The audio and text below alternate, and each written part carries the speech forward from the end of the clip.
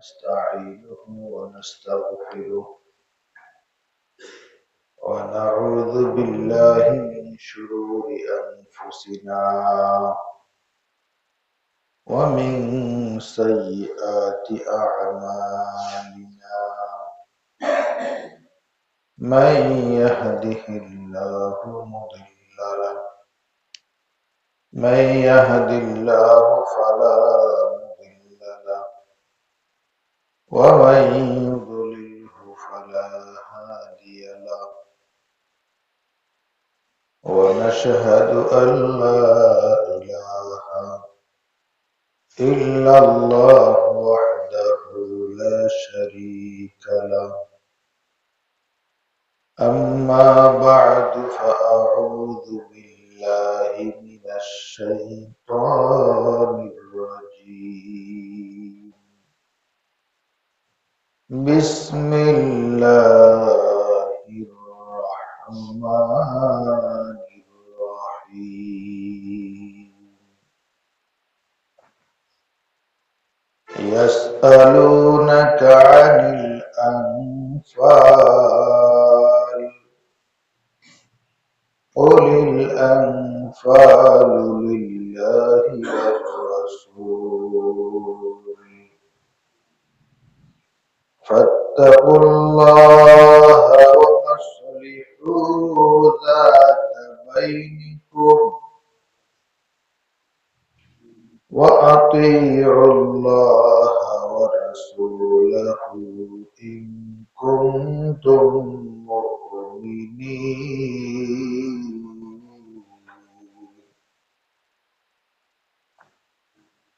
إنما المؤمنون الذين إذا ذكر الله وجلت قلوبهم وإذا تليت عليهم آياته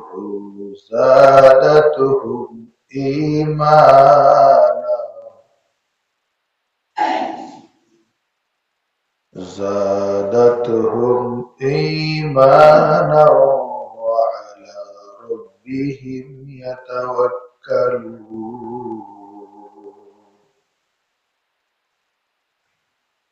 الذين يقيمون الصلاة ومما رزقناهم ينفقون أولئك هم المؤمنون حقا لهم درجات عند ربهم ومغفرة ورزق كريم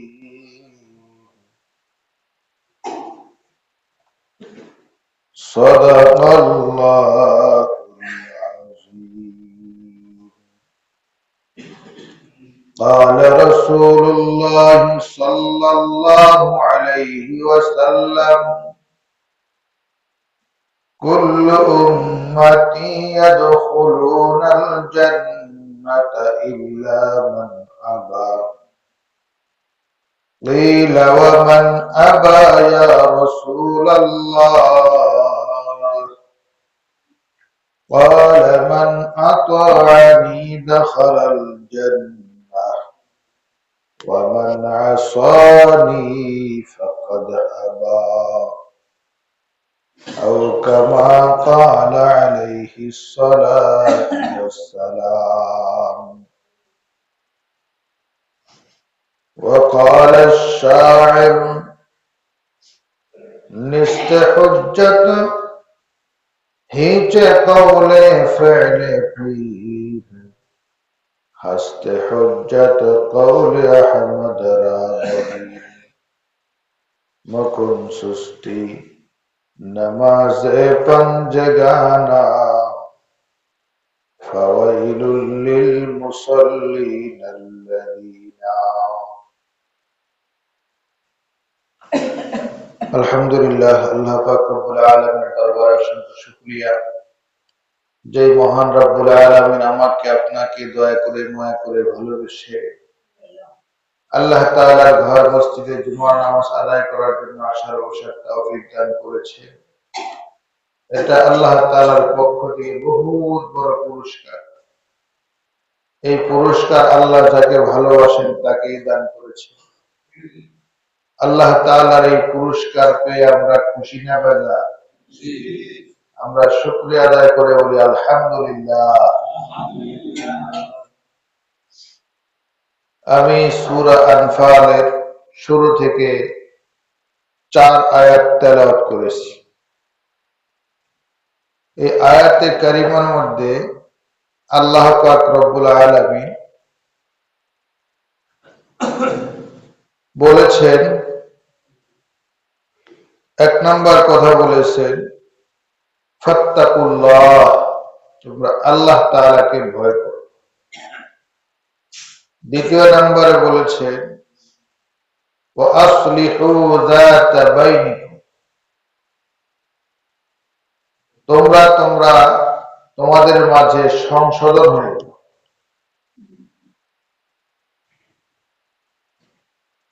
এরপরে আল্লাহ পাক রব্বুল আলামিন বলেছেন ওয়া আতিউল্লাহ ওয়া রাসূলাহ, তোমরা আল্লাহ তাআলার আনুগত্য করো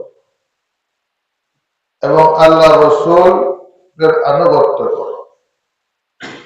আল্লাহ তাআলার ইবাদত করো, রাসূলের তরিকা অনুযায়ী করো। ইন কুনতুম মুমিনিন, যদি তোমরা ঈমানদার হয়ে থাকো। তো ঈমানদার কারা? আল্লাহ পাক রব্বুল আলামিন বলেন ইন্নামাল মুমিনুনা আল্লাযীনা ইযা যুকিরাল্লাহ ওয়াজিলাত কুলুবুহুম,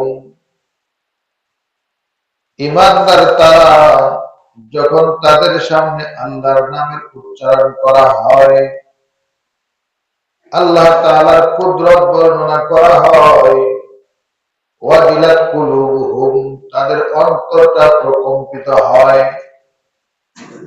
অন্তরের মধ্যে ধাক্কা লাগে, অন্তরটা বিগলিত হয়। ওয়াজিলাত কুলুবুহুম ওয়া ইযা তুলিয়াত আলাইহিম আয়াতুহু যাদাতুহুম ঈমানা, আর ঈমানদার তো তারা যখন তাদের সামনে কোরআনের তেলাওয়াত করা হয় তাদের ঈমান তরতর করে বৃদ্ধি পেতে থাকে। কোরআন পড়লে, কোরআন শুনলে আমাদের ভালো লাগে না খারাপ লাগে? যদি ভালো লাগে তাহলে এটা ঈমানের লক্ষণ। আল্লাহ তাআলার জিকির করলে, আল্লাহ রাসূলের আলোচনা শুনলে, আল্লাহর কুদরত শুনলে যদি অন্তরের মধ্যে একটু ধাক্কা লাগে, প্রকম্পিত হয়, অন্তর বিগলিত হয়, অন্তর নরম হয়, অন্তর শক্ত থাকে না, অন্তর নরম হয়, তাহলে বোঝা গেল আপনি ঈমানদার। কোরআনের কথা শোনার পরেও যদি কারো অন্তর শক্ত থাকে, পাথরের মতো নরম হইতে চায় না, দিল একদম পাথরের মতো শক্ত হয়ে থাকে, যতই কোরআন হাদিস আলোচনা করা হোক কিছু মানুষের কানের ভিতরে যেন প্রবেশই করে। যদি আমার আপনার অন্তর সেরকম শক্ত হয়ে থাকে, বুঝতে হবে আমার আপনার ভিতরে ঈমানের অবস্থা ভালো না। ওয়াইদা তুলিয়াত আলাইহিম আয়াতুহু যাদাতহুম ঈমানা, ঈমানদারের সামনে যখন কোরআনের তেলাওয়াত করা হবে ঈমানদারের ঈমান বৃদ্ধি পেতে থাকবে। ওয়া আলা রাব্বিহিম ইয়াতাওয়াক্কালুন, ঈমানদার সুখে দুঃখে সর্বাবস্থায় ভরসা রাখবে একমাত্র আল্লাহ তাআলার উপর। ঈমানদার ভরসা রাখবে কার উপর? আল্লাহর উপর। আল্লাহ পাক রব্বুল আলামিন যদি আমাকে আপনাকে ভালোবাসে, আল্লাহ যদি আমাকে আপনাকে দিতে চায়, সারা দুনিয়ার সমস্ত মানুষ মিলেও তাকে ঠেকাইতে কেউ পারবে না। পারবে? কেউ পারবে। আর আল্লাহ পাক রব্বুল আলামিন যদি আমাকে আপনাকে না দেয়, সারা দুনিয়ার মানুষ মিলেও কেউ দিতে পারবে না। এজন্য ভরসা আল্লাহ তাআলার উপর রাখতে, আল্লাহ তাআলার কাছে দোয়া করতে হবে। তিন যুবক পাহাড়ের মধ্যে বেড়াইতে গেছে। যাওয়ার পরে পাহাড়ের মধ্যে একটা গর্ত আছে, বৃষ্টি আসছে, বৃষ্টি আসলে একটা গর্তের মধ্যে ঢুকে গেছে। তো ঢোকার পরে তারা তো খেয়াল করে নাই যে উপরে পাথর আছে বড় বড়, গড়ে আসতে পারে, ব্লক হয়ে যেতে পারে, এই চিন্তা করে নাই। তারা মনে করছে গর্তে ঢুকলাম আর বৃষ্টি থেকে আমরা বেঁচে গেলাম। তো তিন যুবক গর্তের মধ্যে ঢুকছে, ঢোকার পরে অঝোর ধারা বৃষ্টি হয়েছে। বৃষ্টির পরে পাহাড় থেকে বড় একটা পাথর এসে একদম গর্তের মুখের মধ্যে আটকে গেছে। শুধুমাত্র আলো বাতাস আসা যাওয়া করে, কিন্তু বের হওয়ার কোন জায়গা নেই। টেলিফোনের যোগও ছিল না, ডাকলেও কেউ শুনবে না। বাড়ি থেকে দূরে পাহাড়ের মধ্যে গর্তের ভিতরে আটকা পড়েছে তিন যুবক। আল্লাহ পাক রব্বুল আলামিন আমার আপনার ডাক শোনেন, আমার আপনার বিপদ দেখেন, আমার আপনার জন্য রাস্তা তিনি তৈরি করে দেন। হযরতে মূসা আলাইহিস সালাতু ওয়াস সালাম এর যুগে মূসা আলাইহিস সালাতু ওয়াস সালামের উম্মত পানি চাচ্ছে, পানি পান করবে। মূসা আলাইহিস সালাতু ওয়াস সালামের কাছে বলল, আমাদের জন্য পানির ব্যবস্থা করেন। মূসা আলাইহিস সালাতু ওয়াস সালামকে আল্লাহ পাক রব্বুল আলামিন বললেন, তুমি পাথরের মধ্যে লাঠি দ্বারা আঘাত করো। মূসা আলাইহিস সালাতু ওয়াস সালাম পাথরের মধ্যে লাঠি দিয়ে আঘাত করলেন। সাথে সাথে পাথর থেকে পাথর ফেটে ঝর্ণা ধারা আরম্ভ হয়ে গেল। বলেন সুবহানাল্লাহ। কিন্তু স্বাভাবিক দৃষ্টিতে পাথর থেকে পানি বের হওয়ার কথা না। পাথর ভাঙলে কি পানি পাওয়া যায়? কিন্তু আল্লাহ বলছে, আল্লাহ পাথর থেকে পানির ফোয়ারা চালু করে দিয়েছে। মূসা আলাইহিস সালাতু ওয়াস সালাম আরেকটা পাথর দেখলেন, ওই পাথরের মধ্যে আঘাত করলেন। আঘাত করার পরে ওই পাথরের ভিতর থেকে আরেকটা পাথর বের হলো। মূসা আলাইহিস সালাতু ওয়াস সালাম ওই পাথরের মধ্যে আবার আঘাত করলেন। ওইটা ভেঙে তৃতীয় আরেকটা পাথর বের হলো। তৃতীয় পাথরের মধ্যে আঘাত করলেন, আরেকটা, ওই পাথরটা ভেঙে দুইটা খণ্ড হয়ে গেল। খণ্ড হওয়ার পরে মূসা আলাইহিস সালাতু ওয়াস সালাম দেখেন এই তৃতীয় পাথরের মধ্যে একটা পোকা সবুজ ঘাস চাবাইতেছে। বলেন সুবহানাল্লাহ। মূসা আলাইহিস সালাতু ওয়াস সালাম চিন্তা করলেন, পাথরের মধ্যে নয় পাথর থাকতে পারে। তিন পাথরের স্তরের ভিতরে, যেখানে আলো নাই, বাতাস নাই, কিচ্ছু নাই, এই জায়গার মধ্যে পোকা আসলো কিভাবে? পোকা তো আসছেই, আবার এই পোকার জন্য সবুজ ঘাস খাবারের ব্যবস্থা কেমনে হলো? মূসা আলাইহিস সালাতু ওয়াস সালামের মধ্যে কৌতূহল জেগে গেল। আল্লাহ পাক রব্বুল আলামিন পোকার জবান খুলে দিলেন। এবার ওই পোকা সরাসরি মূসা নবীর সাথে কথা বলে। পোকা মূসা আলাইহিস সালাতু ওয়াস সালামকে বলে, সুবহানাল্লাযী মান আরানি, পবিত্র মহান আল্লাহ যিনি আমাকে দেখেন, ওয়া ইয়ালামু মাকানি, আমি কোথায় থাকি আমার আল্লাহ জানেন, ওয়া ইয়ারযুকুনি ওয়া লা ইয়ানসানি, আমার আল্লাহ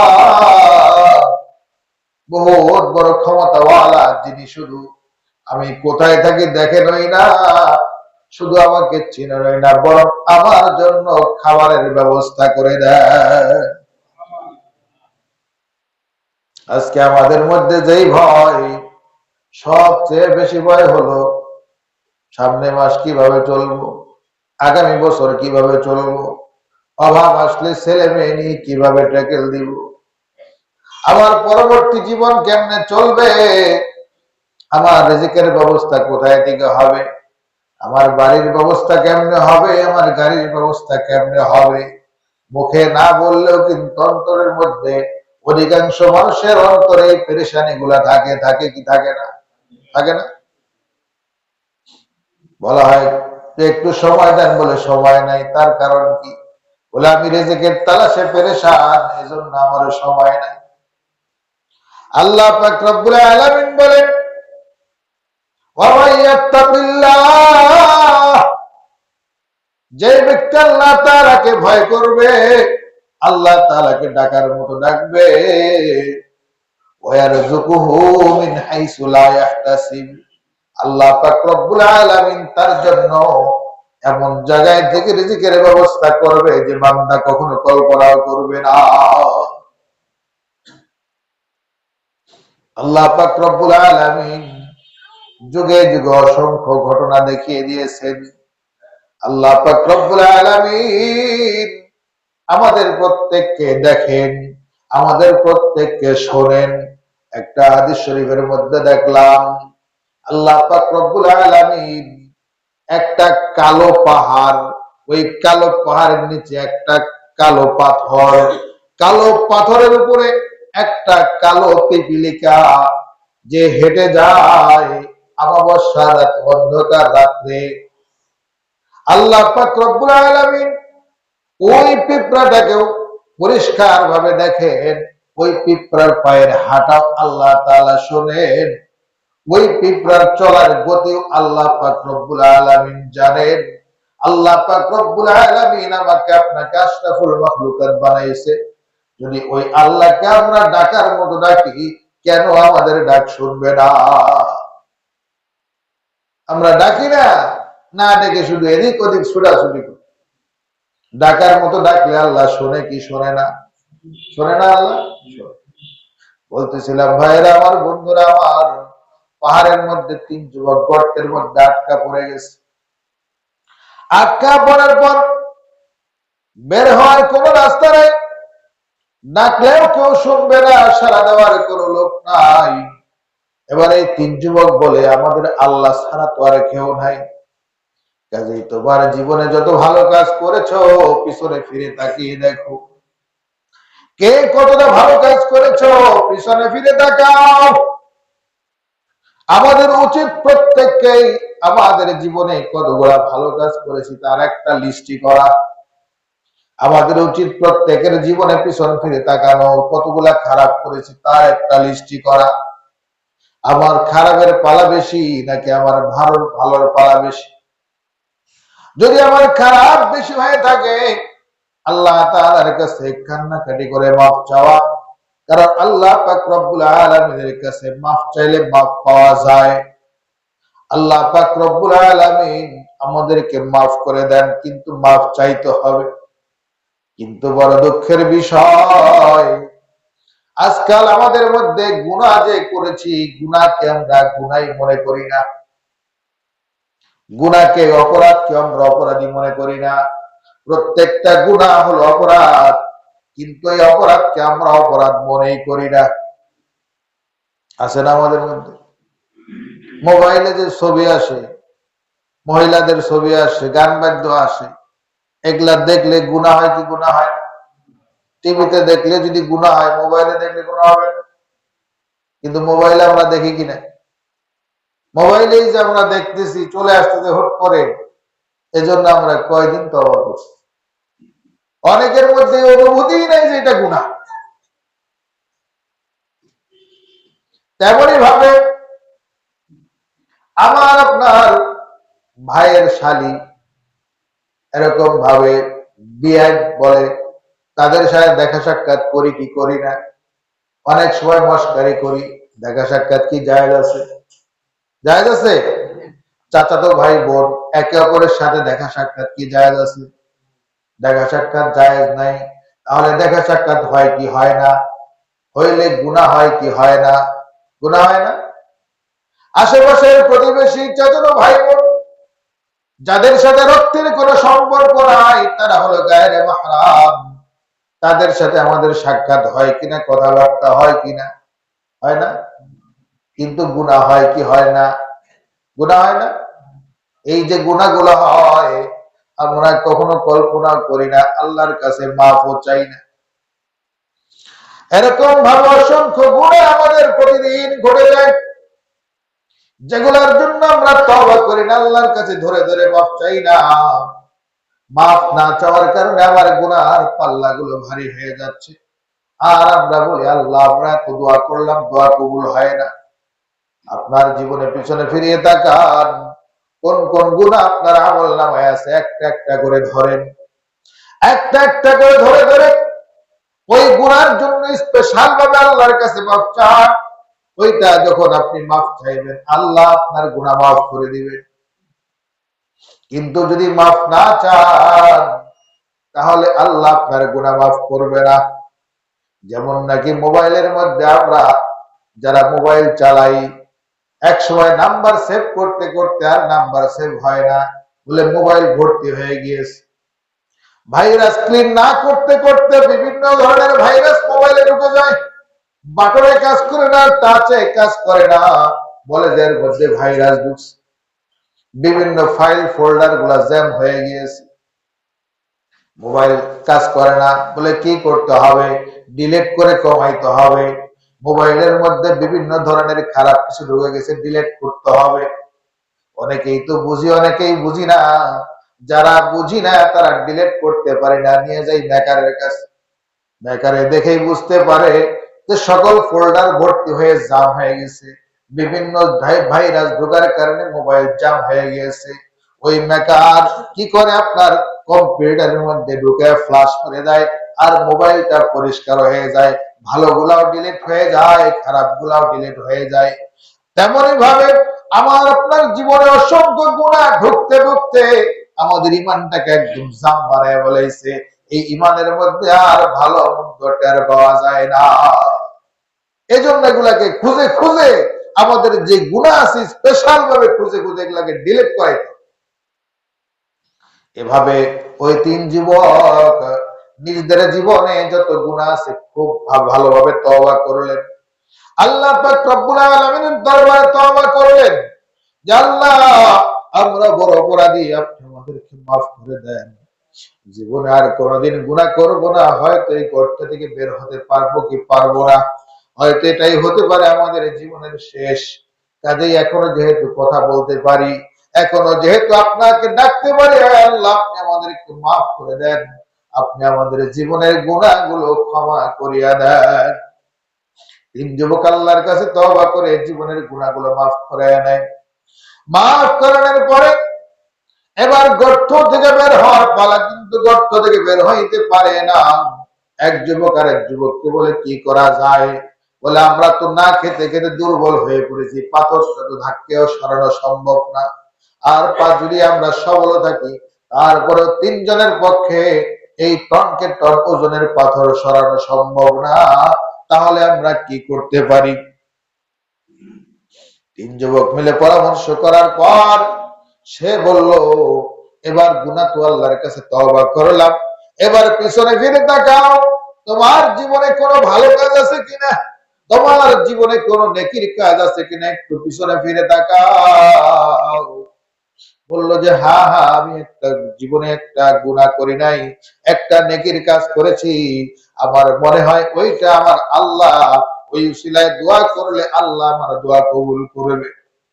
ওই এক যুবক দোয়া করে, আল্লাহ, আমি আমার কাছে বেশ কিছু টাকা পয়সা ছিল, আমার চাচাতো বোন সে প্রচন্ড অভাবের মধ্যে পড়ে যায়, তার বাবা অসুস্থ হয়ে যায়, চিকিৎসার জন্য টাকা পয়সা গুছাইতে পারে না, অপারগ হয়ে যায়। সে অপারগ হয়ে আমার কাছে আসে, বলে যে ভাই যান, মানে কিছু টাকা পয়সা দেন, আমি বাবার চিকিৎসা করব। কিন্তু ওই চাচাতো বোন ছিল পরমা সুন্দরী রূপবতী। আমি তাকে বললাম টাকা দিতে পারি, কিন্তু বিনিময়ে তোমার ইজ্জত আমাকে দিতে হবে। সে নিরুপায় হয়ে সে কোনো কথা বলে না, সে আমার কাছ থেকে যথারীতি টাকা চেয়ে নেয়, আমি তাকে টাকা দিয়ে দেই। এক সময় তাকে বলি, তোমার সাথে আমার চুক্তি কি ছিল, সেই চুক্তি পুরা করো। ওই চুক্তি পুরা করার জন্য আমি তার কাছে যাই। আমি যখন তার দুই বাহুর মধ্যস্থলে, এমন অবস্থায় সে দু চোখের পানি ছেড়ে দিয়ে বলে, আমি কুমারী নারী, জীবনে কোনোদিন পাপ করি নাই। এই পাপের দাগ হয়তো 5 মিনিটে লাগবে, কিন্তু সারা জীবনেও শরীর থেকে পাপের দাগ আর মুছবে না। জেনার পাপ যদি একবার শরীরে লাগে, আপনার হায়াতের মধ্যে একটা দাগ পড়ে গেল, যেটা আর মুছবে না। আমি চাই না আমার এই হায়াতের মধ্যে একটা পাপের দাগ আমি লাগাই। এই বলে মেয়েটা দর দর করে কান্না করে। মেয়েটার কান্না দেখে আমার মধ্যে ভাবান্তর হয়ে যায়। আমি ভাবতে থাকি, আমার মনটা বলে না না, এরকম নিষ্পাপ পবিত্র একটা মেয়েকে আমি কলঙ্কিত করব না। আমি তাকে ছেড়ে দেই এবং তাকে আল্লাহর জন্য ছেড়ে দেই, এবং যেই টাকা তাকে আমি দিয়েছিলাম ওই টাকাও আমি তাকে দান করে দেই, টাকার দাবি দেওয়া করি না। আমার কাছে মনে হয় আমার এই কাজটা আল্লাহ পছন্দ করেছে। সুতরাং আল্লাহ পাক রব্বুল আলামিনের কাছে এই নেক কাজটাকে স্মরণ করে আল্লাহ তাআলার কাছে দোয়া করলেন। তিনজন মিলে হাত উঠায় আল্লাহর কাছে দোয়া করছে। আল্লাহর কাছে দোয়া করে বলে, আল্লাহ, যদি আমার আমলটা আপনার পছন্দ হয়ে থাকে, এই আমলের বদৌলতে আপনি পাথরটা সরাইয়া দেন। দোয়া করার সাথে সাথে পাথরটা 3 ভাগের 1 ভাগ আস্তে করে সরে যায়। এইভাবে 3 যুবক তার এক একটা কথা বলে আল্লাহ তাআলার কাছে দোয়া করে। আরেক যুবক, ওই যুবক বলে, আমি একটা ভালো কাজ করেছি। বলে, কি ভালো কাজ? আমি একদিন একটা শ্রমিককে কাজের জন্য নিয়েছিলাম, দেওয়াল ঠিক করার জন্য। সে আমার দেওয়াল ঠিক করার জন্য সে কাজ করে। তাকে আমি চিনি না, হঠাৎ করে আমাদের এলাকায় আসে। সে আমার বাড়িতে কাজ করে, আমি তাকে সারাদিন কাজ করাই এবং খানা খাওয়াই। বিকেল বেলায় ওই লোকটা পারিশ্রমিক না নিয়ে সে অন্য কোথাও যেন চলে যায়। আমি আর তাকে খুঁজে পাই না। খুঁজে না পেয়ে তার যে সারাদিনের পারিশ্রমিক, ওই পারিশ্রমিকটা আমি নষ্ট না করে, ওই পারিশ্রমিকটা আমি সংরক্ষণ করে আমি একটা ছাগল কিনি। ওই ছাগল কেনার পরে আমি ছাগলটা লালন পালন করি। আস্তে আস্তে ওই ছাগলটা কয়েকটা বাচ্চা দেয়। এভাবে ওই ছাগল দ্বারা ছাগল পালি। আস্তে আস্তে ছাগলের একটা পাল হয়ে যায়। ওই পালের জন্য আমি একটা রাখাল নিযুক্ত করি। একটা বিশাল বড় ছাগলের পাল হয়ে যায়। কয়েক বছর পরে ছাগলের যখন বিশাল পাল হয়ে যায়, ওই যুবক আমার কাছে আসে।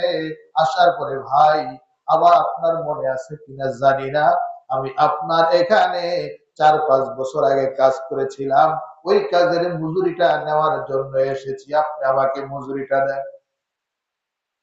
তখন আমি তাকে বলি, এই যে বিশাল ছাগলের পাল, এই যে রাখাল, এই সবগুলাই তোমার। আমি এই টাকাটা নষ্ট করি নাই। আমি এই যেগুলা এভাবে এভাবে তোমার টাকাটাকে আমি বৃদ্ধি করেছি। সুতরাং এগুলা তোমার সম্পদ, তুমি নিয়ে যাও। ওই যুবক তখন সমস্ত ছাগলের পালগুলো নিয়ে যায়। সমস্ত ছাগলের পালগুলো নিয়ে যায়। আর এভাবে তার থেকে আর তাকে বলে না যে আমি পাই একটা এত ছাগল কেন নেব না। কোনো কথা না বলে সরাসরি ছাগলের পাল নিয়ে যায়। আমিও মনেকে প্রবোধ দেই, ওই টাকার মালিক তো আমি না। আমি তো যা শুধু টাকাটা খাটিয়েছিলাম, টাকার মাধ্যমে টাকা হয়েছে। ওইটার আল্লাহ তাআলার দরবারে আশা রাখি, জীবনে যদি কোনো ভালো কাজ করে থাকি, একটা কাজ আমি ভালো করেছি, আল্লাহ পাক রব্বুল আলামিনের কাছে এই ভালো কাজের উসিলায় আল্লাহ পাক রব্বুল আলামিনের কাছে দোয়া করে, আল্লাহ, যদি ওই মজুরির টাকায় আমি যে ছাগলের পাল বানিয়ে আমি তাকে দিয়ে দিলাম, আমি ইচ্ছা করলে সমস্ত ছাগল মেরে দিতে পারতাম। আমি ইচ্ছা করলে তার ওই শুধু একটা টাকাই দিয়ে দিতে পারতাম। কিন্তু না, আমি কোনো মিথ্যার আশ্রয় নেই নাই। তার অর্থে দ্বারা লালিত পালিত পুরা পালটাকে আমি দিয়েছি। আল্লাহ, আমার এই আমলটা যদি তোমার কাছে পছন্দ হয়, পরকালে কি দিবা আমার কোনো চাহিদা নাই, কিন্তু আজকে এই কঠিন বিপদ, এই পাথরটাকে তুমি আমার থেকে সরাইয়া দাও। দোয়া করতে দেরি, আল্লাহ পাক রব্বুল আলামিন সাথে সাথে 3 ভাগের 1 ভাগ পাথর আল্লাহ সরাইয়া দেয়। এবার তৃতীয় যুবক সে আল্লাহ পাক রব্বুল আলামিনের কাছে দোয়া করে, আল্লাহ, আমার মা, তার জন্য আমি একটা কাজ করেছিলাম। আমার মা আমার কাছে পানি চায় অথবা দুধ চায় খাওয়ার জন্য। আমি মায়ের শিহরে দুধ দহন করে, ছাগলের দুধ দহন করে আমি মায়ের কাছে যাই। যাওয়ার পরে দেখি যে মা বিছানায় শুয়ে ঘুমিয়ে পড়েছে। আমি আর মাকে জাগাই না, না জাগিয়ে আমি ওই 1 গ্লাস দুধ নিয়ে আমি দাঁড়িয়ে থাকি মায়ের শিহরে। কারণ মা আমার ক্ষুধার্ত অবস্থায় দুধ পান করতে চেয়েছে, আমি দুধ নিয়ে এসেছি দহন করে। কি না জানি কখন মায়ের ঘুম যদি ভাঙ্গি, ক্লান্ত শরীর কষ্ট পাবে, আর যদি আমি দুধ রেখে দেই, হয়তো মা আমার জাগ্রত হয়ে খাবার তালাশ করবে, আমি দিতে পারবো না। তাই সে মাকে না জাগাইয়া মায়ের শিওরে 1 গ্লাস দুধ নিয়ে এসে সারা রাত জাগ্রত অবস্থায় থাকে, যে না জানি মা কখন উঠবে আর তাকে মাকে এই 1 গ্লাস দুধ দিবে। এভাবে মা সারা রাত্রি ঘুমের মধ্যে কেটে যায়। সকালবেলায় ঘুম থেকে উঠে দেখে সন্তান তার শিওরে দুধ নিয়ে দাঁড়িয়ে আছে। বলে, কি অবস্থা, তুমি কখন থেকে দাঁড়িয়ে আছো? বলে, মা, আপনি যখন দুধ চেয়েছেন, খাবার চেয়েছেন, আমি শুধু ছাগলের দুধটা দহন করতে দেরি, আমি এসে দেখি আপনি ঘুমিয়ে পড়েছেন, তাই আপনার ঘুমটাকে আমি নষ্ট করি না, এই জন্য দাঁড়িয়েছিলাম। মা আমার উপর খুব খুশি হয়ে যায়। বলে, তোমার এত কষ্ট করার কি দরকার ছিল? তুমি তো একটা পাত্রে ঢেকে রাখতে পারতে। বলে, না না, ঢেকে রাখলাম, কিন্তু আপনি চেতন পেয়ে যদি দেখেন যে ছেলে নাই, কোথায় ঢেকে রাখছি কি রাখেন না, এটা তো আর মা জানে না।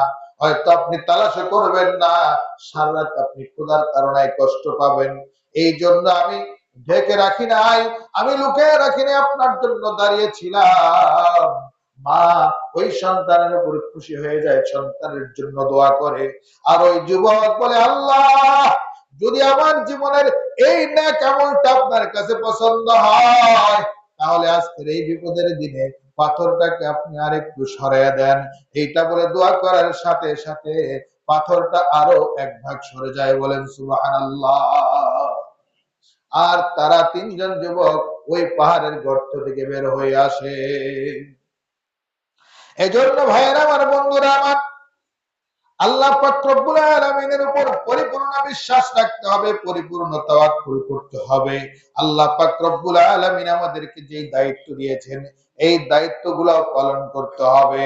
এই দায়িত্বগুলোর মধ্যে 1 নাম্বার আমলগুলো হচ্ছে, ইন্নামাল মুমিনুনা আল্লাযীনা ইযা যুকিরাল্লাহ ওয়াজিলাত কুলুবুহুম।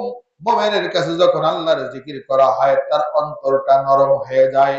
ওয়াইযা তুলিয়াত আলাইহিম আয়াতুহু যাদাতহুম ঈমানা। কোরআন হাদিসের কথা যখন আলোচনা করা হয়, ঈমানটা বৃদ্ধি পায়। ওয়া আলা রাব্বিহিম ইয়াতাওয়াক্কালুন, এবং আল্লাহ তাআলার প্রতি তার তাওয়াক্কুল, ভরসা বেড়ে যায়। আল্লাযীনা ইউকিমুনাস সালাহ, এই 3টা গুণের সাথে সাথে সে নামাজ কায়েম করে, নামাজ আদায় করে, নামাজের মধ্যে অলসতা করে না।